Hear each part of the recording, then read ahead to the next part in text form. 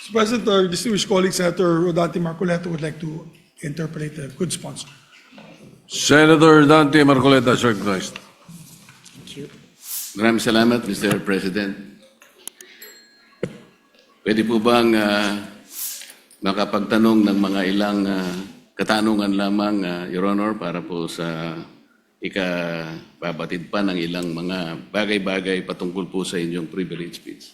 Gladly po, Mr. President, sa Ginoo mula sa Pampanga at Tarlac. Salamat po. Nung nakaraang linggo po, Mr. President, ako po ay inimbitahan ng bagong ambassador ng China doon po sa kanilang embassy na parang residente rin dito sa Makati. Ako naman po ay nagpaunlak sapagkat ipinadala po nila yung invitation sa akin.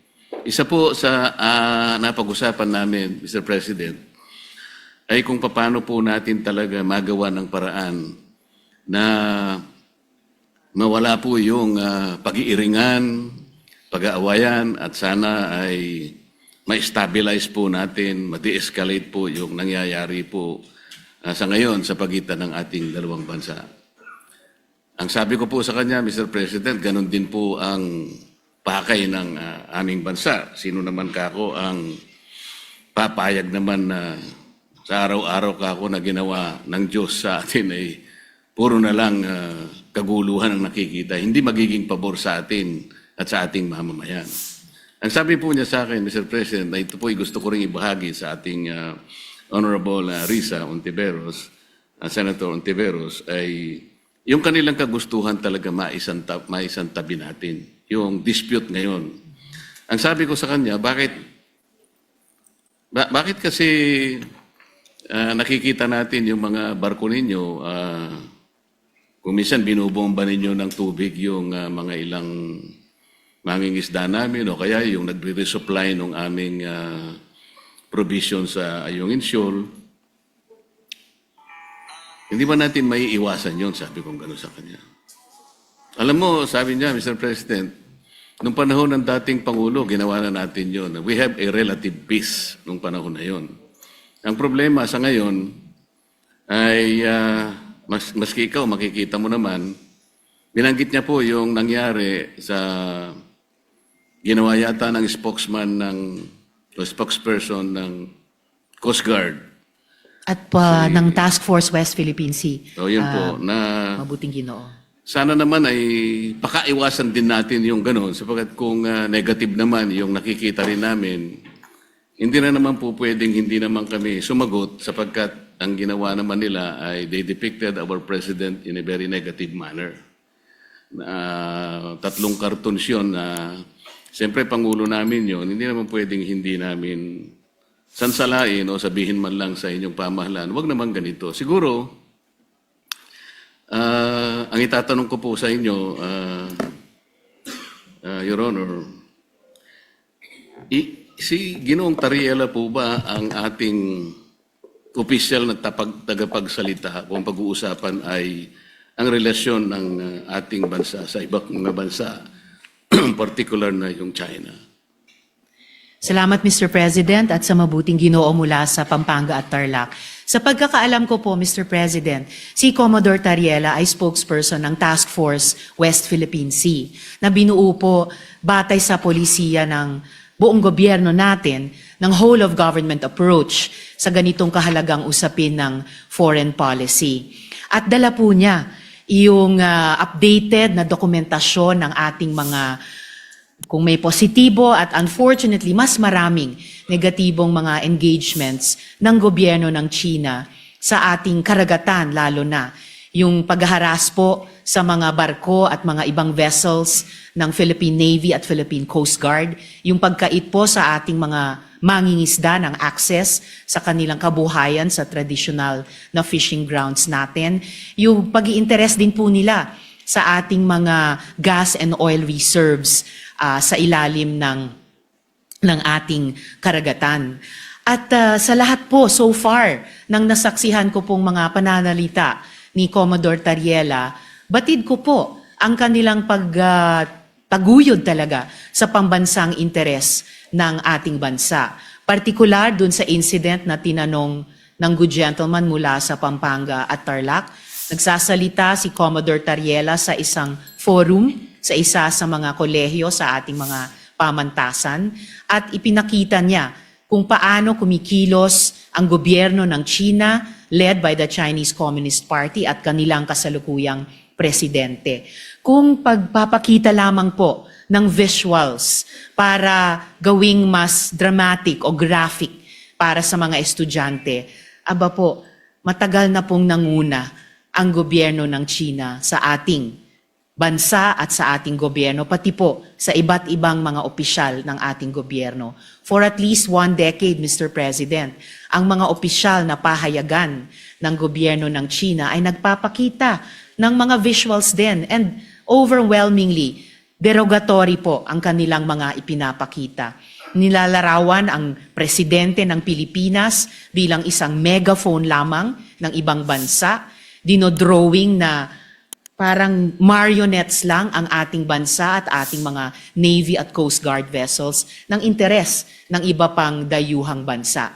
Wala pong ipinapakitang respeto at tahasang pambabastos sa ating gobyerno. So, dun sa idinaing ni Ambassador sa good gentleman mula sa Pampanga at Tarlac, di hamak na mas maraming dapat iwasto sa kanilang pakikitungo sa atin, hindi lamang sa karagatan, dun sa maraming insidenteng nabanggit na, kundi pati sa paglalarawan, literally and figuratively, sa ating gobyerno at ating bansa kapag nagsusumikap tayong magtahak ng isang independent at interdependent foreign policy, Mr. President. Salamat po sa inyong kasagutan, Mr. President. Alam ko po na si J. Tariela ay siyang tagapanguna ng Transparency Initiative sa ilalim po ng National Security Council ng ating bansa. Ang Transparency Initiative po, Mr. President, ay yung tinatawag na assertive transparency or measured transparency. Ano po ba ang pagkakaintindi ninyo sa assertive transparency or measured transparency, Mr. President? Sa pagkaintindi ko po, Mr. President, ang assertive transparency ay ibig sabihin, isa sa publiko, lahat ng mga importanteng engagement sa pagitan ng ating bansa at iba pang mga bansa, lalo na sa loob ng ating teritoryo. At particular dito, sa ating dynamic sa gobyerno ng China, ibig sabihin ay hindi magiging mahiyain ang ating gobyerno upang sabihin kapag nga may ganyang mga insidente tulad ng nagbunga ng pagkaputol ng daliri ng isang uniformed personnel natin, yung pansamantalang pagbulag at pagdinig sa ating mga personnel dahil gumagamit ng high-frequency radar o mga laser lights. At pati po yung, gaya ng nabanggit na rin ng good gentleman mula sa Tarlac at Pampanga, yung pagkait na makaresupply tayo ng maayos sa ating mga personnel sa mga lugar sa loob ng ating karagatan at teritoryo. Na hindi tayo o hindi ang gobyerno magiging mahiyain sabihin ito sa ating publiko at pati sa regional at international community. Bilang mga bagay na lubos na ikinababahala at nais-iwasto ng ating gobyerno, whether ang lehislatura o ang executive, Mr. President. Ang inyo pong binanggit, Mr. President, ay napapaloob dun sa definition ng assertive transparency. Ngunit kung inyo pong isasaalang-alang, Mr. President, yung assertive transparency, ito po yung merong strategic objective na sa bawat balita na ating isa sa publiko o ipapaalam sa ating mga kababayan, ay kinakailangan meron tayong kaparaanan para sa ganun ay matiyak natin na ang ating paglalahad o pagbibigay ng impormasyon sa publiko ay hindi magiging cause ng panic o kaya ay maaring ma-misinterpret ng publiko. Ibig sabihin, meron pong kaakibat na responsibilidad na maiwasan natin ang hindi pagkakaunawaan. Kasi pag nagkaroon po ng misinterpretation, lalo pong lalala ang isang maliit na problema. Yun nga ang nangyayari po sa atin ngayon, Mr. President, papalaki ng papalaki. Siguro kung pakakaiwasan pa natin yung mga bagay-bagay, lalong-lalo na sa pagsasalita ni spokesperson Tariela, imbes na po siguro papaliit ang ating problema, baka lalong lumalaki. May kasabihan po kasi tayo, Mr. President, na ang pagkakamali ay hindi may tutuwid ng isa pang pagkakamali. Maaring sabihin natin, may mali ang China. Ngunit, kung halimbawa sa kanyang paghahayag ng mga bagay-bagay na maaring malaman ng publiko tungkol sa mga inaakala nating pagkakamali o ginagawa nilang mali sa West Philippine Sea, siguro yun ay paalam natin sa paraan na hindi tayo makakagawa siguro ng lalo pang mas malaking pagkakamali na katulad po ng ginawa niya. Kailangan po bang gumamit pa siya ng mga cartoon caricatures para ipakita niya ang Pangulo ng China sa isang negative at isang nakakahiyang mga pamamaraan.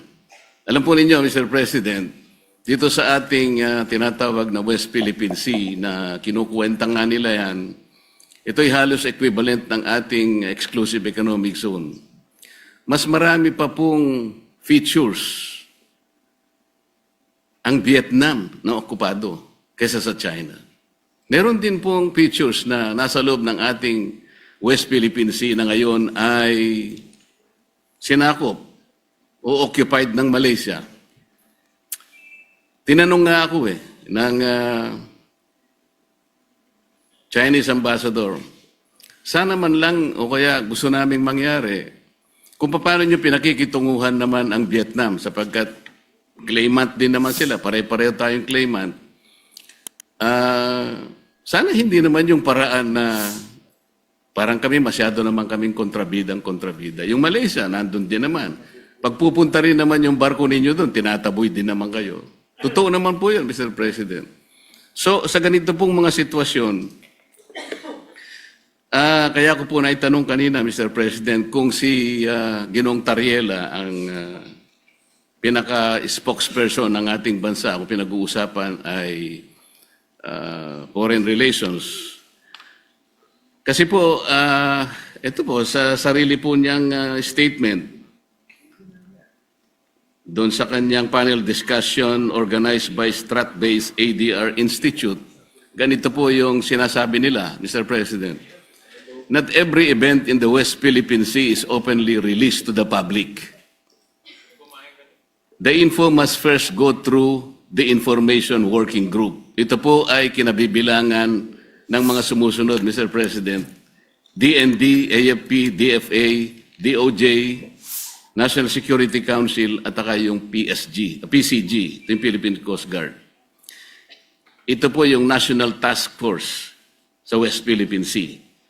Kapag ka po yung IWG, ito po yung ay na-process na po yung information at nagkaroon ng desisyon na i-release, tsaka lamang po i-release. Ibig sabihin po nito, talagang pinakaiingatan din natin na kahit papano ay makagawa tayo ng diplomatic kings or whatever. Ganun po dapat sana ang magpakaingat sana sila. Lalong-lalo na nga po ay meron na nga tayong problema. Karaniwan po kasi sa mga bansa na merong ganitong disputes. Kagaya po ng sinasaad po ng ating Book 4, Title 2, Chapter 1 ng ating Executive Order 292, Mr. President. Ito po yung tinatawag nating Administrative Code of the Philippines. Pagka pinag-uusapan po ay foreign relations talaga, ay ang Department of Foreign Affairs ang dapat po sana ang opisyal na magpapaliwanag o magko-convey ng ganong klaseng pagpapaliwanag o anumang gustong i-convey sa ating mga karatig bansa. Ginoong Pangulo, masasabi po ba natin na si Ginoong Tariela ay nakikipag-coordinate sa bawat salitang bibitawan niya sa publiko, lalong-lalo na yung sinasabi niya na kailangan informahan ng public. Kiniklear po niya kaya ito sa Department of Foreign Affairs, gayong ito ang official organ ng ating pamahalaan. Para sa ganun ay maiwasan po natin ang lalo pang pagkakamali. Sa tingin ko po, Mr. President, dahil meron tayong pong presumption of regularity, lalo na sa pagitan ng lehislatura at saka ng executive, opo, nananalig ako na nagko-coordinate si Commodore Tariela, nagko-coordinate ang buong National Task Force on the West Philippine Sea sa lahat ng mga departamento na bumubuo at gumagabay sa kanila, lalo na ang Department of Foreign Affairs. At bilang miyembro ng lehislatura, hindi po ako makikialam kung ano ba ang mga dynamics nila or kung maganda ba or hindi maganda ang kanilang working relationship on any one day or the other. Basta para sa akin po, bilang isang mambabatas, meron akong presumption of regularity dun sa pagkilos ng buong National Task Force on the West Philippine Sea, and in this particular case, lalo na kay Commodore Tariela.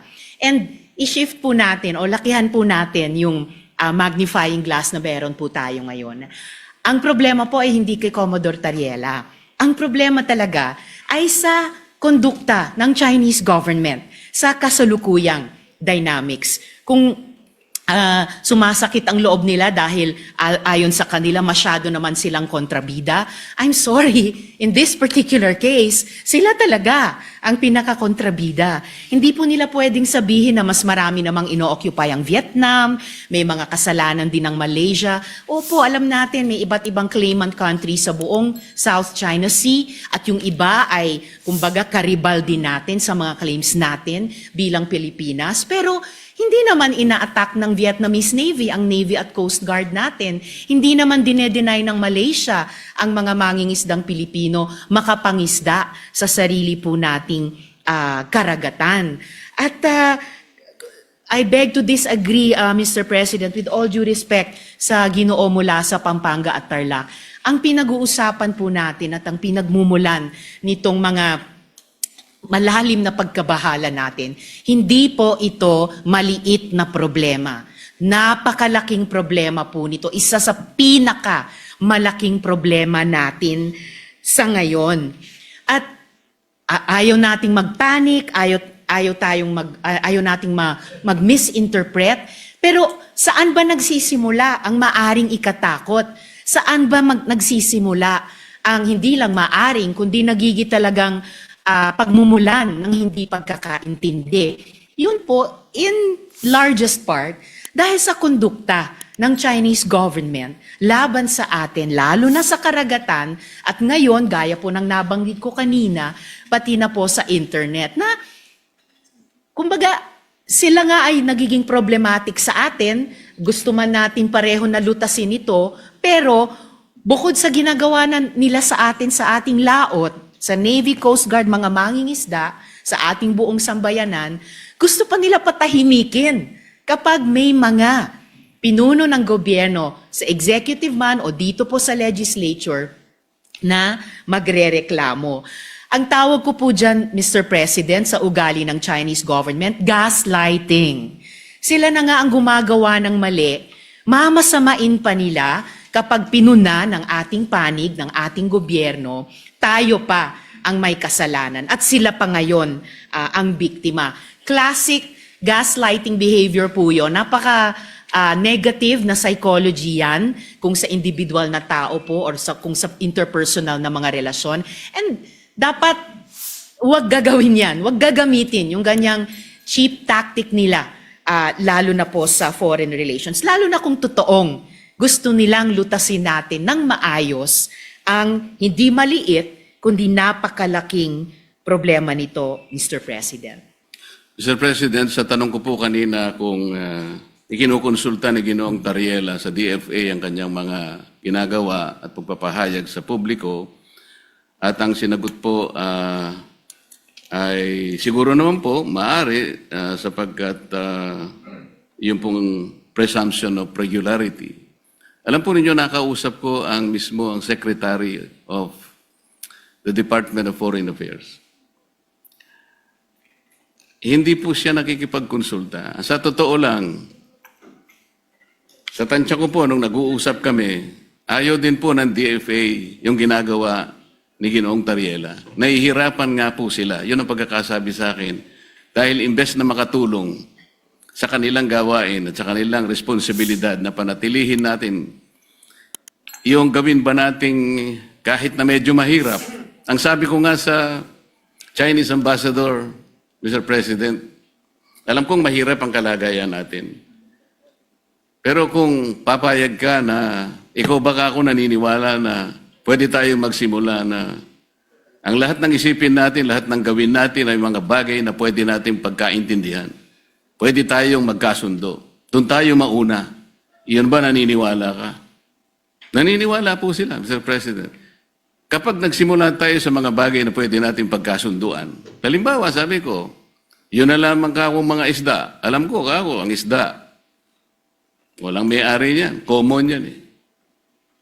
Yan pwede nating pag-umpisahan sa pamagitan ng traditional fishing rights. Sapagkat yung prinsipyo niyan, sabi kong ganyan, although it is covered by international law, hindi ka ako pinag-uusapan dyan ng teritoryo. Kasi kapag ka ang pag-uusapan, napunta na sa teritoryo, problematic na eh. Pero pag-usapan muna natin ang mga isda. Sabi ko sa kanya, Sir President, nagawa ninyo sa Vietnam, nagkaroon kayo ng gulo dyan. Pero bakit nyo nagawa? Nagkaroon kayo ng agreement na partisyon nyo ang isang sukat ng karagatan do sa Tonkin Gulf sa Vietnam. Nakagawa rin kayo ng ganyang klaseng pag-uusap at kontrata sa pagitan ng inyong bansa at ng Vietnam. Tungkol sa isda rin. At kahit maigting ang labanan ninyo sa pagitan ng Japan at ang bansa ninyo, nagawa nyo rin sa Japan. Ibig ko sabihin, meron 3 pangyayari dito sa panig ng ating mundo na nagawa nating ayusin kahit isda lang ang pinag-umpisahan natin. Hindi ba natin pwedeng gawin dito sa ating bansa? Sabi niya, pwede. Kaya lang, pakaiwasan naman natin itong ganito kasi, sabi niya. Kami naman nakahanda naman kami. At alam ko, Mr. President, nabasa ko sa dyaryo kaninang umaga, 17 yata sa ating mga fishermen ang kanilang sinalba. Mga bagay na pwede naman nating pasalamatin din sila. Kasi po kung ako po, ayoko din ang ginagawa nila. At sinabi ko rin naman sa kanya ng harapan. Bilang Pilipino, sabi ko, masakit naman ka kung makita ko yung aming mga mangisda na talagang kinakanyon yun ng tubig. Naintindihan naman namin yun, sabi niya. Kaya ang gusto namin, makagawa tayo ng mapagumpisahan natin. Ngayon, kung halimbawa si Commodore Tariela, habang nag-uusap tayo, nagpapakita ng ganitong mga memes at saka yung mga caricatures na negatibo, Mr. President, hindi po nakakatulong eh. So, ano po ba yung ating moving forward? Wala na ba tayong gagawin kundi puro patutsadahan na lang? Hindi po makakabuti sa pagitan ng dalawang bansa natin. Kaya lang naman po ako tumayo para imungkahi ang ilang bagay-bagay sana na makakatulong. Maaring mahirap po sa umpisa.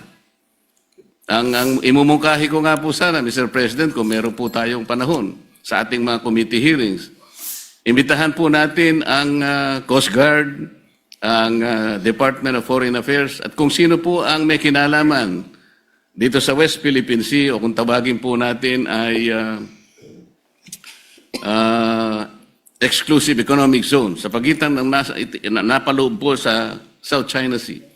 Para po yung komplikasyon po dito na napakarami, kasi yung batas po natin at yung ating administrative issuance na nangyari sa mga nakarang araw at yung mga ginawa nating batas kamakailan lang, hindi ko nagkakamali 2024, hindi po consistent talaga eh.